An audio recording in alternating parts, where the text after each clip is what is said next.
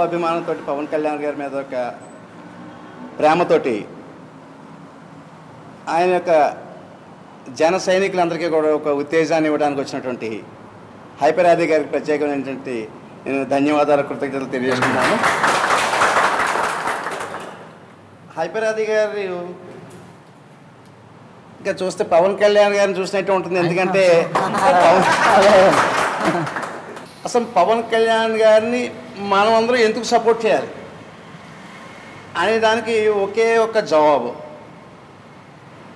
మన combined state మన ఆంధ్ర రాష్ట్రం విడిపోయిన తర్వాత మన రాష్ట్రంలో మన సీమాంధ్ర రాష్ట్రంలో ఉన్నటువంటి అపారమైనటువంటి వనరులు మనకు ఉన్నాయి. తెలంగాణ రాష్ట్రంలో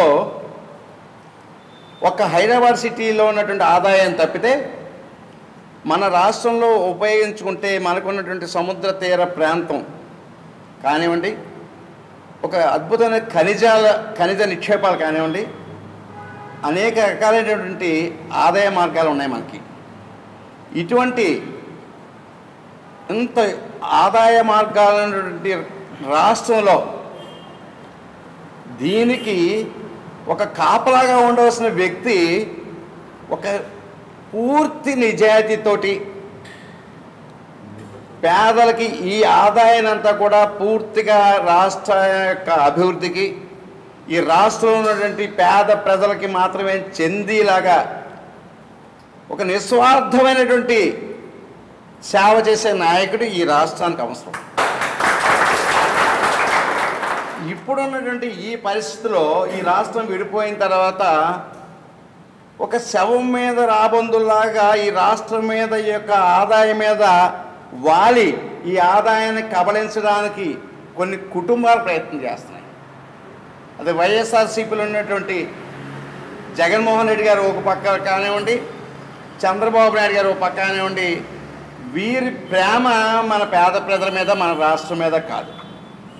ఈ రాష్ట్రాన్ని డెవలప్ చేయాలి, కొత్త రాష్ట్రం డెవలప్ చేయాలని ఒక కాన్సెప్ట్ తోటి మన రాష్ట్రం యొక్క ఆదాయాన్ని మన రాష్ట్రానికి పంపించే కేంద్రం యొక్క నిధుల్ని పూర్తిగా కబళించడానికి మాత్రమే ఈ రెండు వర్గాలు కూడా ప్రయత్నం చేస్తున్నాయి. ఇటువంటి రాబందుల నుంచి మన రాష్ట్రాన్ని ఒక కోడి తన పిల్లల్ని ఏ రకంగా అయితే కాపాడుకుంటుందో ఆ రకంగా మన రాష్ట్రాన్ని కాపాడుకోవాల్సినటువంటి పరిస్థితి ఈరోజు ఒక ముఖ్యమైనటువంటి ఒక నాయకుడు కావాలి. అటువంటి మన కాపలా కాసుకున్న నాయకుడు కావాలి. అటువంటి నాయకత్వం యొక్క లక్షణం, అటువంటి క్వాలిటీ, అటువంటి నిజాయితీకరమైనటువంటి ఒక్క పవన్ కళ్యాణ్ గారిలో మాత్రమే ఉంది. అటువంటి ఆయనకి మన అవసరం కాదు, మనకి ఆ ప్రజలకి మన రాష్ట్రానికి అటువంటి నాయకుడు అవసరం ఉంది. కాబట్టి మీరందరూ మనమందరూ మన కోసం, మన బిడ్డల యొక్క భవిష్యత్తు కోసం, వారి యొక్క బిడ్డల భవిష్యత్తు కోసం, రాబోయే 2-3 తరాల యొక్క భవిష్యత్తు కోసం మన రాష్ట్రం యొక్క నిక్షేపాన్ని, ఖనిజాన్ని, ఆదాయాన్ని కూడా కాపాడుకోవాల్సిన అవసరం ఉంది. కాబట్టి ఈ రాష్ట్రాన్ని కేవలం పవన్ కళ్యాణ్ గారి యొక్క చేతుల్లో పెడితేనే మనం సురక్షితంగా ఉంటామని చెప్పేసి నేను మీ అందరికీ కూడా మనం చేసుకుంటూ, ఆ రకమైనటువంటి ప్రయత్నం మీరు ఈ నిమిషం నుంచి కూడా ఇంకా 15 రోజులు కూడా లేదు. మనకి మన ఫిబ్రవరి 24, 22 నోటిఫికేషన్ వస్తుందంటే ఇంక యుద్ధం శంఖం పూరించినట్టే. మనకి ఇంక టైం లేదు. వాళ్ళు 2 పక్షాలు కూడా మోహరించున్నారు, డబ్బులతో మోహరించున్నారు, రౌడీలతో మోహరించున్నారు, అలాగే మీడియాతో మోహరించున్నారు. ఏదన్నా జరపడానికి వాళ్ళు సిద్ధంగా ఉన్నారు. కాబట్టి వాళ్ళ నుంచి మన నాయకుడిని రక్షించుకుంటూ, మన నాయకుడి యొక్క ఆశయాలను రక్షించుకుంటూ, మన నాయకుడి చేతిలో ఈ రాష్ట్రాన్ని పెట్టే వరకు కూడా మనం నిద్రపోవడానికి వీల్లేదని చెప్పి మీ అందరికీ నేను తెలియజేసుకుంటూ, మన యొక్క పార్టీ ఎన్నికల గుర్తు గాజు గ్లాసుని మొత్తం ప్రతి ఇంటికి, ప్రతి ఆడపడుచుకి, ప్రతి పెద్దవాళ్ళకి కూడా మనం తెలియజేసుకుంటూ, ఆ ఓట్ని జాగ్రత్తగా బ్యాలెట్ బాక్స్లో వేయించుకునే వరకు కూడా మీరు అతి జాగ్రత్తగా ఉండవలసిన సమయం ఆసమైంది. మీరే ఈ రాష్ట్రానికి కాబోయే దిశానిర్దేశకులు. పవన్ కళ్యాణ్ గారికి మూల స్తంభాలు మీరే. ఈ మూల స్తంభాలు మీ చేతుల్లో రాష్ట్రం యొక్క భవిష్యత్తు ఆధారపడి ఉంది. కాబట్టి దయచేసి మీరందరూ కూడా ఈ నిమిషం, ప్రతి నిమిషం మీరు ఇక్కడ పాడు చేసుకోకుండా ప్రతి నిమిషం కూడా పవన్ కళ్యాణ్ గారి కోసం కాదు, పవన్ కళ్యాణ్ గారి చేతిలో మన రాష్ట్రం యొక్క భవిష్యత్తును పెట్టడానికి మీ అందరూ కృషి చేయాలని చెప్పి దానికి చిత్తశుద్ధితో పనిచేయాలని చెప్పేసి మీ అందరికీ తెలియజేసుకుంటూ సెలవు తీసుకున్నాను. పాలకొల్లు మీడియా వాళ్ళకి అందరికీ థ్యాంక్ యూ అండి, మమ్మల్ని ఇక్కడ ఇలా చూపిస్తున్నందుకు. యాక్చువల్గా పాలకొల్లో ఉన్న జనసేన యూత్ ఫోర్స్ అంతా ఇక్కడే ఉన్నారు. మీకు చెప్తే చాలు ఆటోమేటిక్గా మీ ఇంట్లో వాళ్ళందరికీ చెప్పేస్తారు. అలాగే ఈ ఒక్క విషయంలోనే కాదు, ఓట్ వేయమని కూడా మీరే మీ ఇంట్లో ఉన్న వాళ్ళందరికీ చెప్పాలి. యూత్ మనం ఎక్కడికి వెళ్ళినా కూడా జనసేన అనగానే యూత్ ఎక్కువ మంది వచ్చేస్తారు, కానీ ఇంట్లో ఉన్న వాళ్ళందరికీ చెప్పాల్సిన బాధ్యత యూత్కు ఉంది. అలాగే మనకి ఈ మధ్య గ్లాసు గుర్తు రావడం జరిగింది జనసేనకి. చాలా ఆ గుర్తు రావడం అనేది చాలా అదృష్టం, ఎందుకంటే ప్రతి ఒక్కరికి వెంటనే రీచ్ అయ్యే ఒక గుర్తు.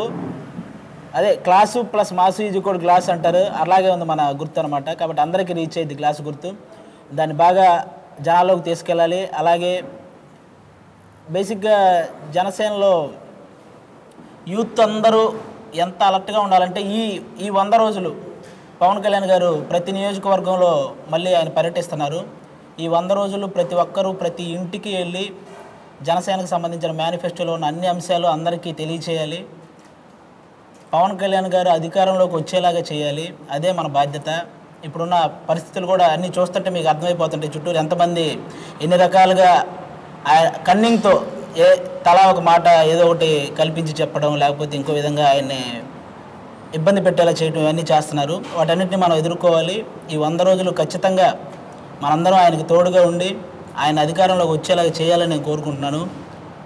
బేసిక్గా ప్రతి ఒక్కరికి ఎందుకు ఎన్ని లోపాలు ఉన్నా కూడా బయటకు చెప్పలేరంటే, పేదవారికి ఏమో ధైర్యం లేక, మధ్యతరగతి వాడికి సమయం లేక, ధనవంతుడికేమో అవసరం లేక ఎవరో బయటకు రారు.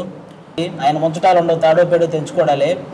ఆయనకి నాకు తెలిసి ఆయనకి ఎలక్షన్లు అయినా కలెక్షన్లు అయినా ఒకటే, రికార్డులు మోగిపోతాయి అంతే. అది మాత్రం ఖచ్చితంగా చెప్తాను, అందులో ఏ డౌటు లేదు. బేసిక్గా ఇండస్ట్రీలో ఉండి పాలిటిక్స్లో ఎవరికైనా సపోర్ట్ చేస్తే ఆఫర్లు రావు అది ఇది అంటారు. ఆఫర్లు రాకపోతే నేను వెళ్ళి నా జాబ్ చేసుకుంటా, అంతేగాని ఈ ఒక మంచి వ్యక్తికి మనం సపోర్ట్ చేయలేనప్పుడు మనం ఎప్పటికీ ఉండిపోతాం. అది ఖచ్చితంగా చెప్తున్నాను.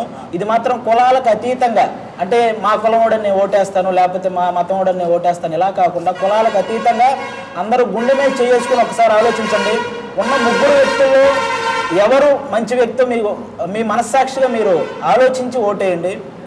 ఈ ఒక్క విషయం ఈసారి ఆలోచించకపోతే మీరు ఎప్పటికీ అలాగే మిగిలిపోతారు. Thank you so much. ఇద్దరండి.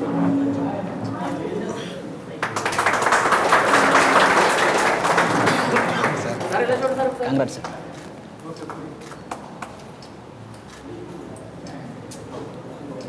Hearty congratulations sir.